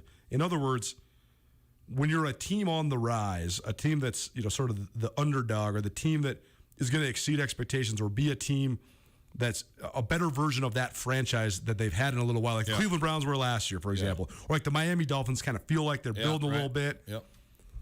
That's, to me, easier than being the team that has arrived but hasn't been there for very long or hasn't ever been there before. and you're taking the best shot of everybody. Thinking about like the Bills. Right. But then there's a certain dynamic where you have been the top dog. You're used to taking people's best shots, and you have a better ability to handle that as well. I think that the status to be in that is the most difficult is the team that has ascended to become one of the better teams in the league, but that hasn't been there in a really long time. That's why it's impressive with the Kansas City Chiefs. They've been so good. I mean, they've been solid and good for the majority of the last 15 or 20 years. I mean, they haven't really had any really bad teams, but to reach the mountaintop and stay on the mountaintop, I mean, now they're here into year 3 where they are the team to beat. Yeah. And to do that with a young quarterback, it helps having an all-time great coach to guide the way. But it is an interesting dynamic. It is. I mean, the Chiefs were not very good for a really long time and then got good and became that team you said, but they didn't do it with a coach who had never been there. Andy Reid's only been a great coach for 20 years. Right. Even though he had never won a Super Bowl, famously, right? Until it happened. But he'd been in the NFC Championship game like 100 times in a row. When you get that guy running things, it changes the dynamic of the team. When Kevin Stefanski shows up to Cleveland, and is doing it, you go, whoa. Or Sean McVay in Los Angeles. Sean McVay, exactly. Nuanez now. It's our all football all the time segment presented by Brett's RV and Marine. Brett's RV and Marine, proud to be the largest of all Montana RV dealers. Brett's currently showcases the best inventory in the state at volume discount prices with a service department that stands behind their products. Brett's RV and Marine also leads Montana RV sales and has been a family-owned RV dealership for more than 50 years. With 75 RV and boat brands to choose from, Brett's offers the largest inventory under the big sky, so stop by 4800 Grant Creek Road and start your next adventure with the premier RV dealer in Montana. More NFL talk here on ESPN Radio. Nuanez now. If you're one of thousands of businesses that face additional charges from a money transferring service, Farmer State Bank has great news. They offer Zelle, a fast, safe, and easy way to send money to friends, family, and others you trust that have a U.S. bank account. Best of all, it's free at Farmer State Bank. Simply download our mobile money app and follow the prompts to enroll with Zelle today. It's fast, it's green, and it's free. Farmer State Bank. Member FDIC. Terms and conditions apply. Hey, it's Colter Nuanez from Nuanez Now here with Brent Wahlberg of the Wahlberg team at Windermere Real Estate. It's a complicated real estate market right now. What do you think is the biggest challenge? This is a real tough market for buyers because what we have right now is an unprecedented lack of available options, low supply. You have to be extra competitive. You've got to make your first offer your strongest offer. Experts like myself in this market can really help people do that. Call Brent Wahlberg and the Wahlberg team at 529-4663 today. Bob Ward's Your Hunting Headquarters wants to remind you to keep an eye on that calendar. Don't miss out on opening day because you don't have the gear. Get into Bob Ward's now. You'll find the biggest and best selection of everything from scopes to shells, rifles to rangefinders, calls to camo, and much, much more. Visit your local Bob Ward's for in-store sales updated weekly. Hunters, your season is here. Head into Bob Ward's and gear up. Bob Ward's, sports and outdoors. Montana's best friend for the great outdoors for over 100 years. When you need just a little boost to help you make it through the rest of the day, stop by Florence Coffee for a soothing cup of tea, hot or iced. You can choose from a wide variety of flavors to fit your mood, like relaxing Montana Gold, flavorful Mountain Huckleberry, or zesty Lemon Mint. Stop by any Florence Coffee location for some delicious tea or visit us at florencecoffeeco.com. The best flavor under the big sky, Florence Coffee Company. Football is back, and Nuanez Now has everything you need to know about the weekend for the Grizzlies, the Bobcats, around the Big Sky Conference, and around the Treasure State in the prep ranks, too. Join Colter Nuanez and other contributing guests for the first hour of each Monday's Nuanez Now, beginning at 4 p.m. for compelling analysis, interesting information, interviews, and more. The Montana Football Hour, the first hour of each Monday's Nuanez Now, beginning at 4 p.m. on 102.9 ESPN Missoula and statewide on SWX Montana Television. The Montana Football Hour, presented by Stockman Bank of Montana. When you went car shopping, you meant business. You aced vehicle history searches and test drives. You out-salesmaned the salesman. Now you've got your wheels. If you manage that, you can get your retirement plan on track. Visiting aceyourretirement.org can help. With 401k tips and smart saving strategies, you'll have the info you need to get more for your future. Go to aceyourretirement.org, because when it comes to speeding past financial challenges, you're an ace. Brought to you by AARP and the Ad Council. Nuanez now on ESPN Radio.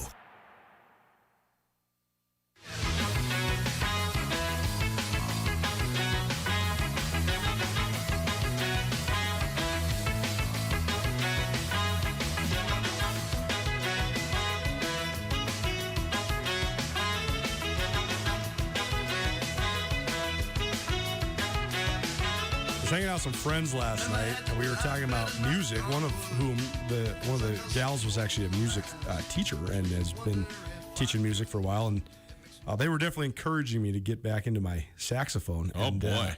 That song right there always reminds me of my old days. Tooting the horn? The Big Sky Marching Band, man. Mighty Mighty Boss Tones is definitely one of the most fun bands to cover, man. One of the most fun bands to replicate. It's Nuanez now. 1029 ESPN Missoula, SWX Montana Television. Ryan Tutel joining me, Colter Nuanez, here in the Northwest Motorsports Studio. Missed anything in the show? Been a fun show. We went all around the world of sports today. Jeff Safford, Missoula Paddleheads, joined us. The Paddleheads played their final game of the season. Win, lose, or draw, whatever. Final game of the season tonight in Boise against the Boise Hawks. Winner takes the Pioneer League Championship. First pitch, 6:30. You can hear all the action right here on ESPN Missoula. Also heard from Amandre Williams, Montana State defensive end. Also did a fair amount about Grizz football in hour number 1. Hour number 2, heard from our good friend Carolyn. Gave away a couple great prizes. Thanks so much for everybody engaging in those great giveaways. The phones blew up, so hopefully everybody enjoys their Clutch Women tote as well as their AC Hotel breakfast coupons. And then also we've been talking some NFL here to take you home here on your Thursday. All of that can be found on the Nuanez Now podcast, Nuanez. Please rate, review, subscribe, 5 stars preferred. The Nuanez Now podcast presented proudly by Blackfoot Communications, the Wingate by Wyndham Hotel, and Sportsbet Montana.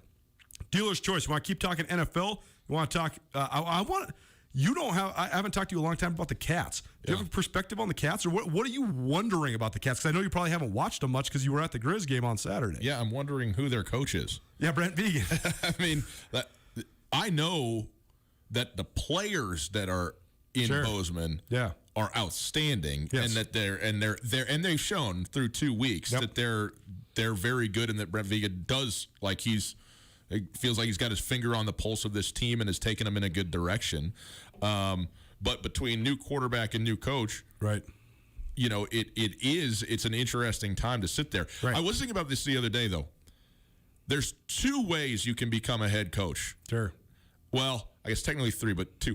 One is that the former coach was fired, or the former coach moved on because he moved up, especially when you're talking about the FCS level. Sure. If you're taking over a program where the coach got fired, you got a long haul ahead of you. That's right. If you're taking over a program where the head coach went to Texas, things are probably going okay. This is the dirty little secret of the COVID year for Montana State, too. We talked all about the Grizz and their physical progress in the weight room, the fact that they're healthy. Montana State experienced that as well. But the other thing is, Jeff Choate, for better or worse, is a recruiting machine.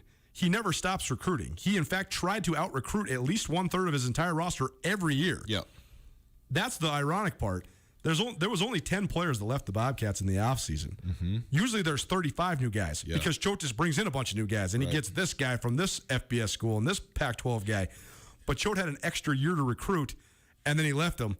But the cupboard is stacked. The thing about Choate is he always brought in really, really talented skill players, particularly receivers. That might sound crazy because they never threw the ball, but those guys would always just leave because they're like, well, I don't want to be here. They're never going to throw me the ball. But now they have great skill players that are recruited by the previous staff that are now getting opportunities because Brent Vegan's a way more offensive-minded coach. I shouldn't even make this comment because I am at such a distance, both literally and been out, but over time and so forth. But my impression is, and it is only that if there's one thing that I'm going to say about Brent Vegan now, compared to Jeff Choate, that I would put in his favor is stability. Like it feels like He's certainly a lot less volatile.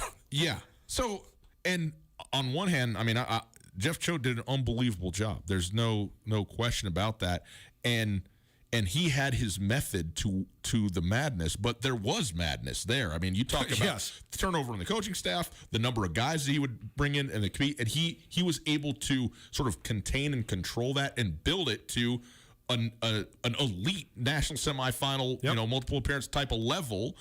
And then at some point, he even said it himself, Coach Choate. He's like, sometimes you just need a new face. Like, you just need a new person. Obviously, he got a great opportunity and he took it, so that's fine. But a guy could come in and do things a lot differently, and that could be better in the moment in certain ways, and we'll see if that turns out to be the case there. Couple more NFL. Let's do a little quick hitting here. Okay. First of all, if they stick it up like they did in week 1, they're not going to get talked about on the show anymore unless by chance their coach leaves to go take a job in the Pac-12. The Jacksonville Jaguars were horrific. Yeah. I mean, they're one of the worst defenses. Yeah, they gave up 34 points to the Texans. Yeah. The Texans are the Vegas favorites to be the worst team in the NFL. I wasn't meaning just like in the league. I mean, they might be one of the worst defenses that we've seen, period, in the league, which is remarkable because 5 years ago, they're on the edge of a Super Bowl because of their defense, period, with Blake Bortles as their quarterback. No more Jalen Ramsey. No more Paul Posnezzi. No more Telvin Smith. No more Ngakoue. No more Calais Campbell. They're all gone. So that's how you go from good to not good. That's exactly right. What do you think of the Denver Broncos? I kind of like Denver coming into this season. The loss of Jerry Jeudy for, a month or whatever it's going to be is significant. But between, the two backs that they have in Williams and Gordon, the upgrade, and it is an upgrade at quarterback to Teddy Bridgewater, the return of Von Miller. I mean, nobody talks about Von Miller. Well, he didn't play a year ago. That's a huge part of that defense. And then you throw Bradley Chubb in there. So I think that there are a lot of really good players in Denver.